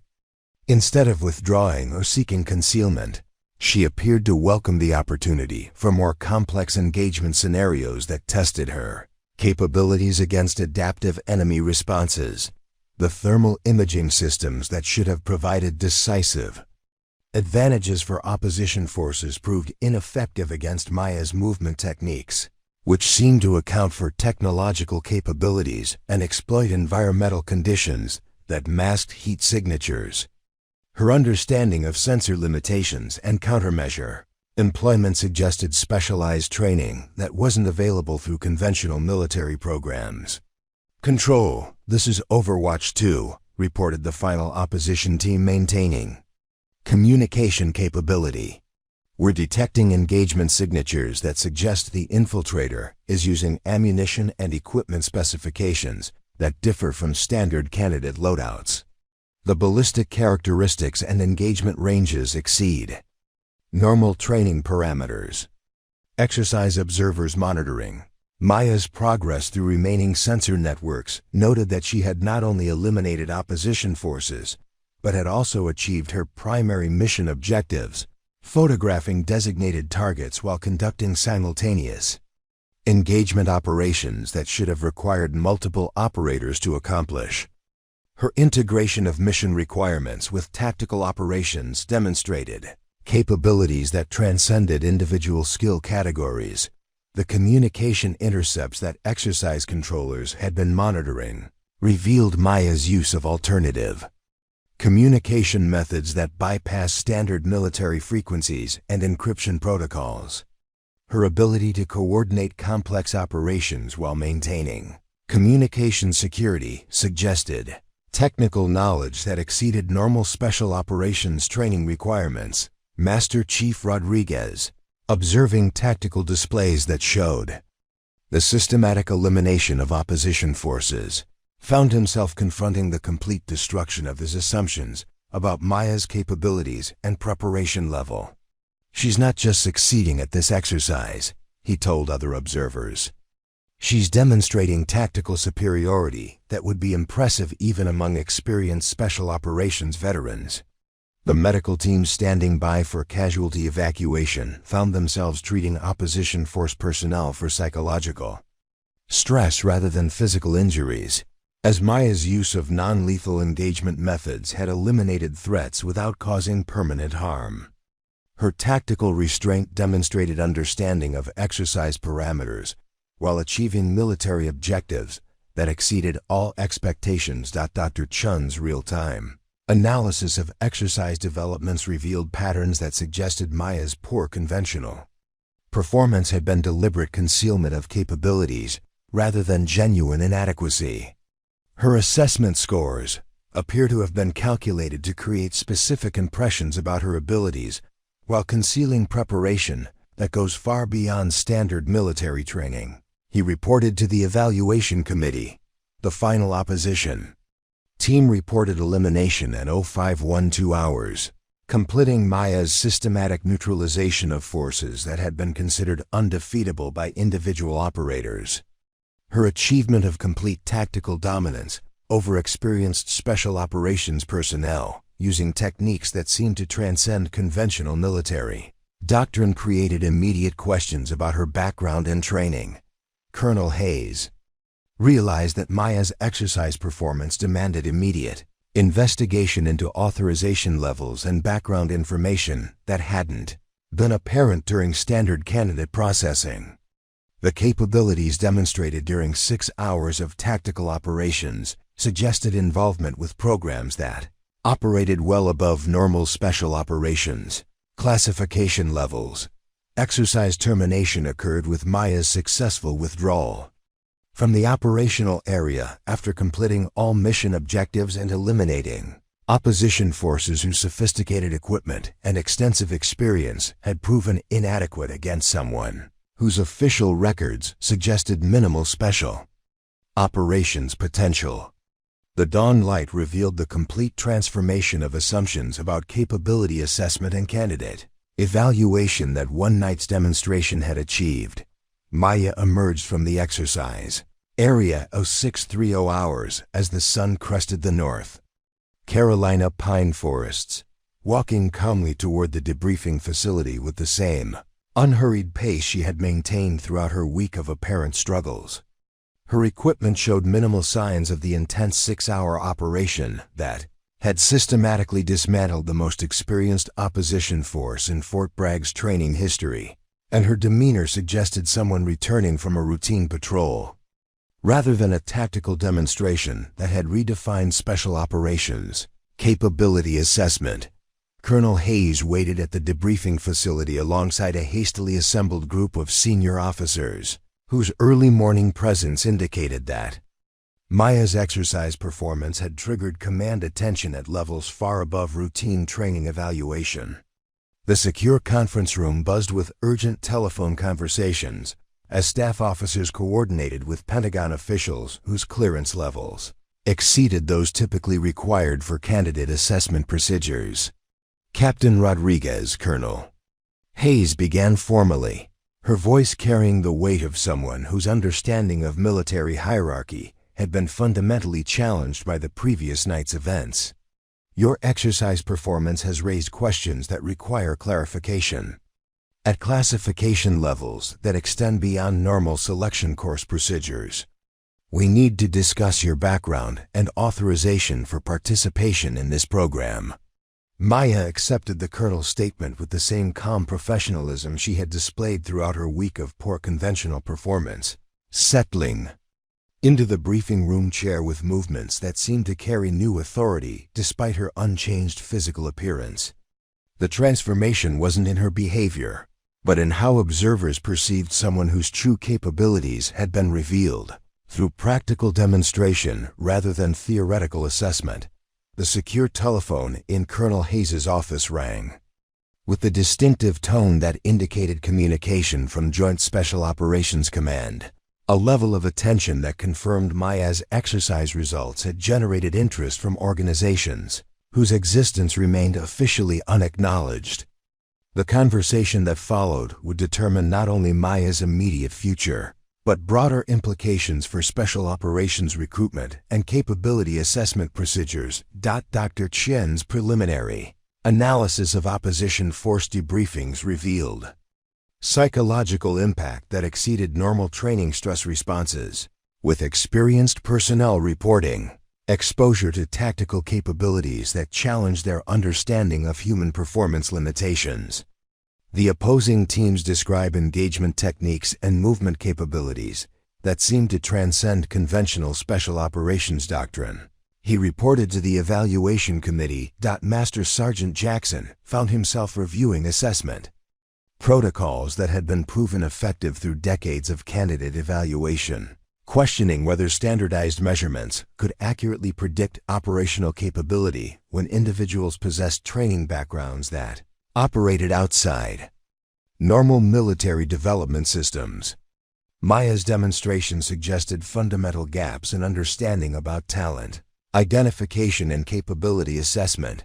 Thompson and his fellow candidates assembled for the morning briefing with expressions that cycled through disbelief, confusion, and dawning recognition that their assumptions about Maya's abilities had been comprehensively destroyed by practical demonstration. The woman they had dismissed as unsuitable for special operations work had achieved tactical results that none of them could have duplicated under similar conditions. "I don't understand what happened out there," Thompson admitted to Vega during the pre-briefing period. "Everything we observed about her performance suggested someone who couldn't meet basic standards, much less conduct operations that eliminated an entire opposition force. Either our assessment methods are completely inadequate, or she was deliberately concealing capabilities that go beyond anything we've encountered." Vega struggled with cognitive dissonance that challenged his professional confidence in evaluating personnel and predicting operational effectiveness. "The tactical analysis shows engagement techniques that aren't taught in any special operations program I'm familiar with," he told Kim during their review of exercise results.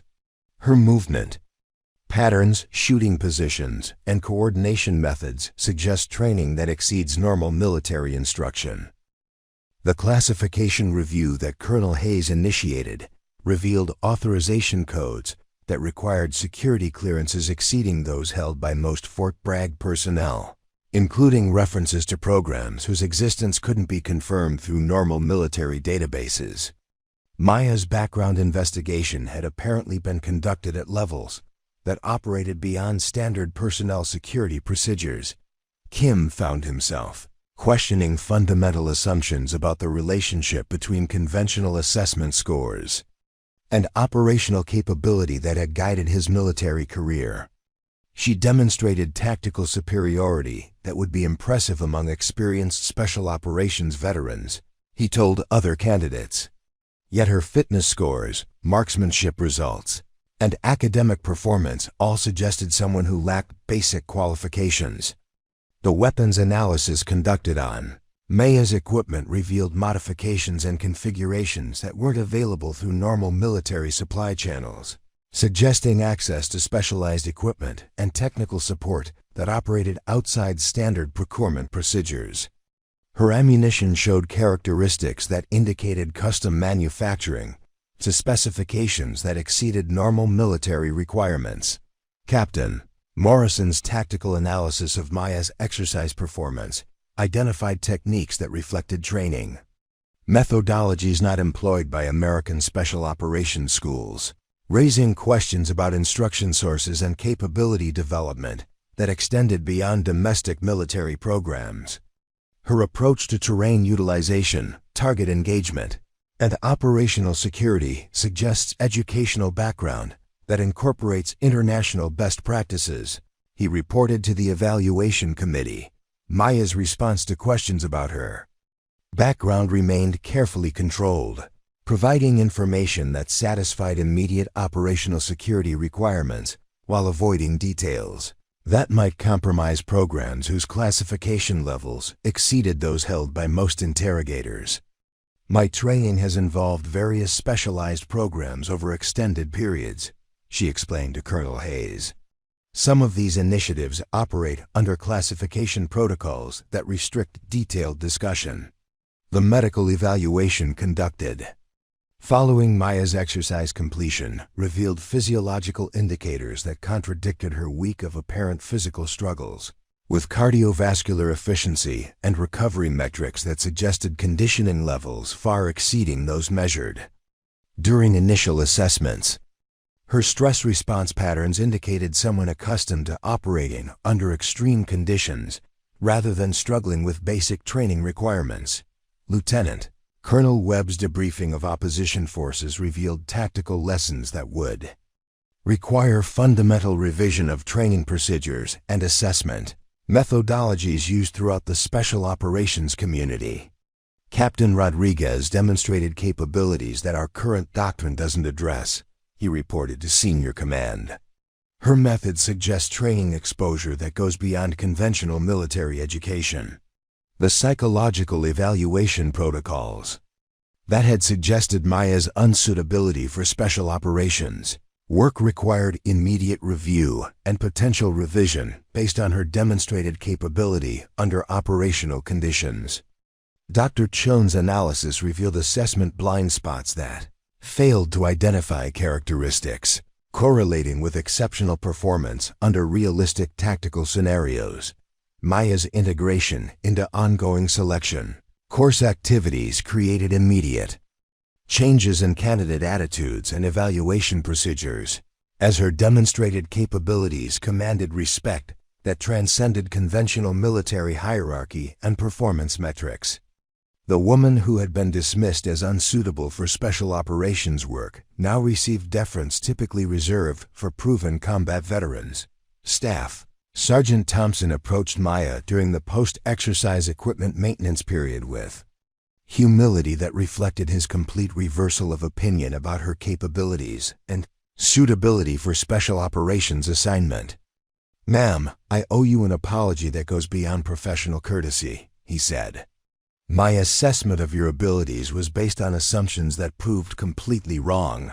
and my comments were inappropriate, regardless of performance metrics. Maya's response demonstrated grace that enhanced respect among candidates who understood that her superior capabilities gave her every right to be dismissive of their previous skepticism.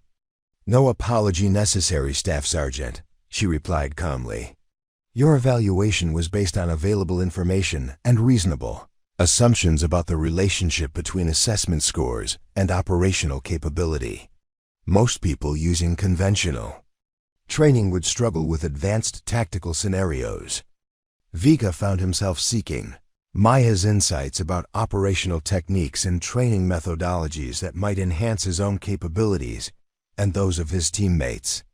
The man who had questioned her presence at Fort Bragg now recognized access to knowledge and experience that could benefit his professional development and future mission effectiveness. The selection course curriculum underwent immediate revision to incorporate lessons learned from Maya's demonstration, including recognition that exceptional capability might be concealed behind conventional performance metrics and that assessment procedures needed modification to identify talent that operated outside normal military development patterns. Master Chief Rodriguez initiated informal mentorship discussions with Maya, seeking to understand training approaches and tactical innovations that could enhance Navy Special Operations capability and effectiveness. His respect for her demonstrated abilities transcended service rivalry and reflected professional recognition of superior tactical knowledge. Colonel Hayes received authorization to offer Maya assignment opportunities that reflected her demonstrated capabilities rather than her official qualifications, including positions with units whose missions remained classified at levels requiring presidential approval to discuss. The exercise performance had opened doors to career opportunities that existed at the very pinnacle of special operations capability. The Fort Bragg Special Operations Assessment and Selection Program established new evaluation protocols designed to identify exceptional talent regardless of conventional performance indicators, recognizing that Maya's experience demonstrated fundamental gaps in understanding about capability identification and assessment accuracy. Dr. Chun's research into personality characteristics and psychological profiles associated with exceptional tactical capability received additional funding and expanded scope, based on recognition that standard assessment methods had failed to predict operational effectiveness in Maya's case and might be missing similar talent among other candidates. Maya's decision regarding future assignment reflected priorities that surprised senior officers who expected someone with her capabilities to pursue the most challenging and prestigious positions available. Instead, she requested assignment to training and development roles where her experience could benefit other special operations personnel and improve overall military effectiveness. The legend of Maya Rodriguez's selection course performance became part of Fort Bragg folklore, told and retold as an example of the dangers of assumption-based evaluation and the importance of maintaining open minds when assessing human potential. New candidates learned about the quiet woman who had transformed understanding about capability identification and professional assessment. 2 years later, Maya stood before an audience of senior special operations commanders at the annual Special Operations Forces Symposium, her presentation focusing on talent identification and assessment, methodologies that could prevent oversight of exceptional capabilities. Her experience had influenced military-wide changes in evaluation procedures and expanded opportunities for personnel whose talents operated outside conventional measurement systems. The selection course that had nearly eliminated Maya based on poor conventional performance now bore her name, the Rodriguez Assessment Protocol, recognizing innovative evaluation methods designed to identify exceptional tactical capability, regardless of traditional performance indicators and demographic assumptions that might obscure genuine operational potential. Maya's legacy extended beyond individual achievement to fundamental changes in how military organizations identified and developed talent, creating pathways for exceptional capability that might otherwise remain hidden behind conventional assessment limitations. Her single exercise had transformed institutional understanding about human potential and professional evaluation accuracy. The ripple effects of Maya's extraordinary demonstration extended far beyond Fort Bragg's training facilities, triggering comprehensive reviews of assessment methodologies across every branch of the United States military. Pentagon officials found themselves confronting evidence that their most sophisticated evaluation protocols had failed to identify capabilities that exceeded anything in their operational databases, forcing acknowledgement that institutional biases and conventional metrics might be systematically overlooking exceptional talent. General Patricia Morrison, commanding officer of Joint Special Operations Command, personally reviewed Maya's case file with the kind of attention she typically reserved for strategic planning documents that could influence global security operations. Her analysis revealed systemic gaps in talent identification that had implications extending throughout the special operations community and potentially affecting national security capabilities in ways that demanded immediate organizational response. The Congressional Armed Services Committee requested classified briefings about Maya's background and the training programs that had developed her extraordinary capabilities, initiating investigations that would examine special operations recruitment and development policies at the highest levels of government oversight. Representatives who had previously focused on budget allocations and equipment procurement suddenly found themselves questioning fundamental assumptions about human potential and military effectiveness. Maya's integration into the special operations community created immediate changes in training doctrine and operational planning that reflected recognition of capabilities that transcended conventional special operations parameters. Units that had operated according to established tactical principles for decades began incorporating techniques and methodologies that challenged traditional approaches to mission planning and execution under extreme conditions.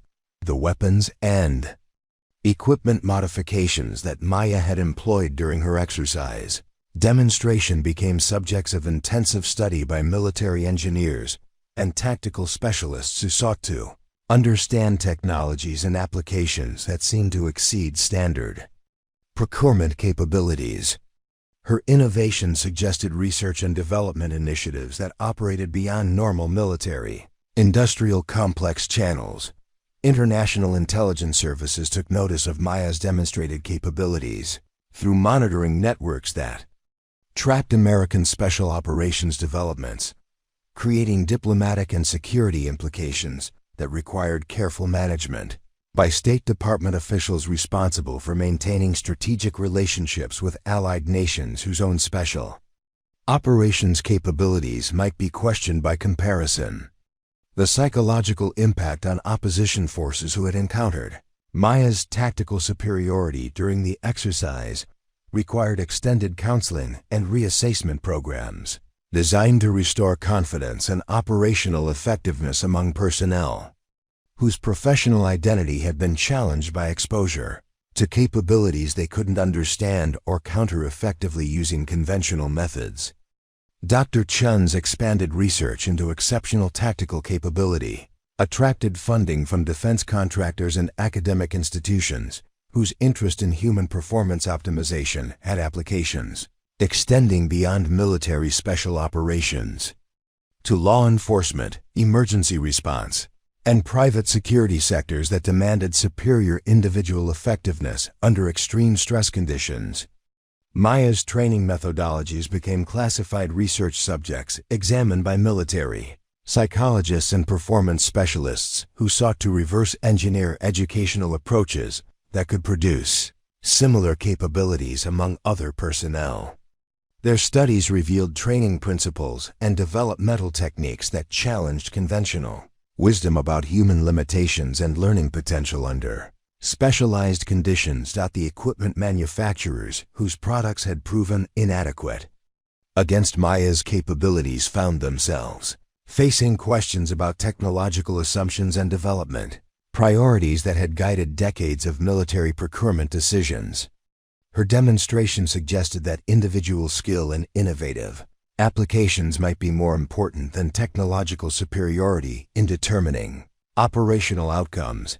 Academic institutions specializing in military studies and strategic analysis incorporated Maya's case into curricula designed to prepare future officers and policymakers for challenges that might not be addressed by conventional military education.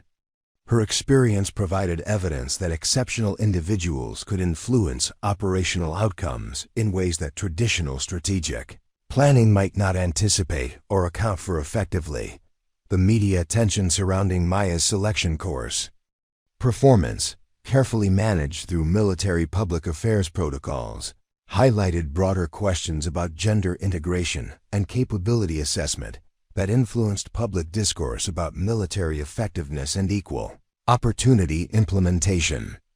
Her success provided evidence that countered stereotypes while raising questions about institutional biases that might affect talent identification. Corporate training programs began incorporating lessons learned from Maya's demonstration into leadership development and performance optimization, curricula designed for executives and professionals whose responsibilities required exceptional decision-making under pressure.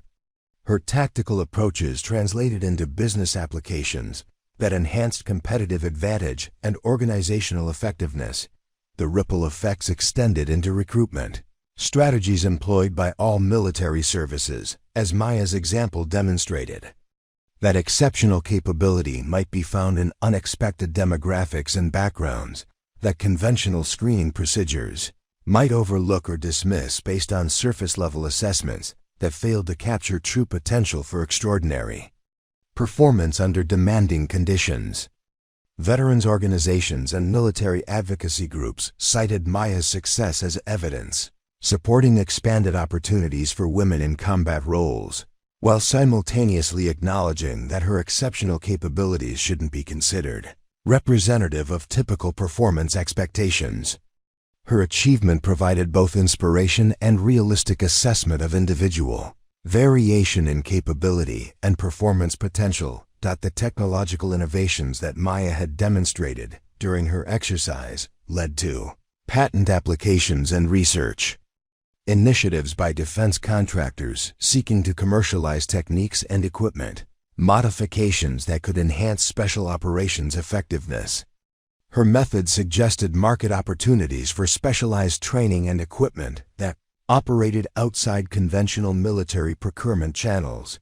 International military exchange programs began requesting information about American training methodologies that could produce capabilities like those Maya had demonstrated, creating diplomatic opportunities and security concerns that required careful balance between sharing beneficial knowledge and protecting operational advantages that provided strategic benefits to United States forces.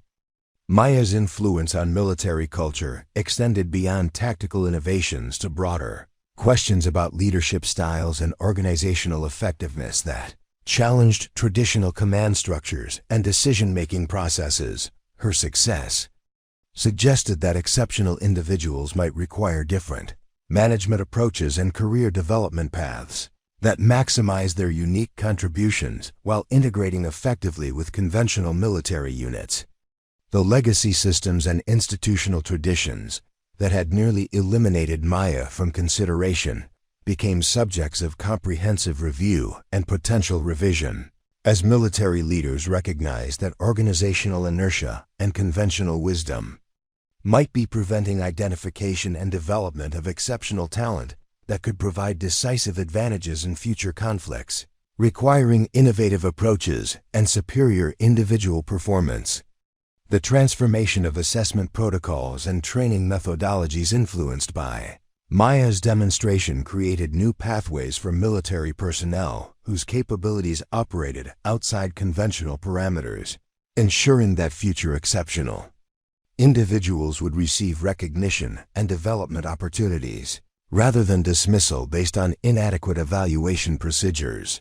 that failed to capture true potential for extraordinary achievement under operational conditions. Maya's continuing service in specialized roles that utilized her unique capabilities while contributing to broader military effectiveness demonstrated that exceptional individuals could be integrated successfully into organizational structures designed around conventional performance expectations, providing both individual fulfillment and institutional benefits that enhanced overall special operations capability and effectiveness. The permanent changes in military culture and assessment procedures that resulted from Maya's selection course performance ensured that her legacy would continue, influencing talent identification and development for generations of military personnel, creating institutional memory and procedural improvements that would prevent similar oversight of exceptional capability while maintaining standards that distinguish truly superior performers from merely adequate personnel. 5 years after that legendary night at Fort Bragg, Captain Maya Rodriguez stood before a packed auditorium at the Pentagon, delivering the keynote address for the annual Women Combat Leadership Conference. Behind her, a massive screen displayed the iconic photograph from her selection course, a small woman in standard fatigues who had redefined what was possible in special operations. The greatest weapon any of us possess isn't technology or training, Maya told the audience of military leaders and aspiring female officers. It's the courage to prove that assumptions about our limitations are often just that, assumptions waiting to be shattered. In the audience, Staff Sergeant Thompson sat in the front row, now an instructor at the Rodriguez Assessment Protocol program. Beside him, Master Sergeant Vega nodded approvingly, having become one of Maya's most vocal advocates for revolutionary training methods that looked beyond surface appearances to identify true potential, the program that had nearly eliminated Maya now bore her name, training thousands of special operations personnel to recognize exceptional capability wherever it might be found. Her techniques had been adopted by allied nations, and her story had become required reading at military academies worldwide. Maya concluded her speech with words that would echo through military halls for decades. Never let anyone convince you that you don't belong somewhere because of how you look, where you come from, or what equipment you carry. Sometimes the most dangerous opponent is the one nobody sees coming. The standing ovation lasted 5 minutes. What did you think of Maya's incredible journey from dismissed candidate to military legend? Have you ever been underestimated because of your appearance or background? Share your experiences in the comments below. We'd love to hear how you prove the doubters wrong. If this story of hidden strength and extraordinary courage inspired you, smash that subscribe button and hit the notification bell so you never miss our amazing stories of ordinary people achieving the impossible. What incredible story should we tell next? Let us know in the comments.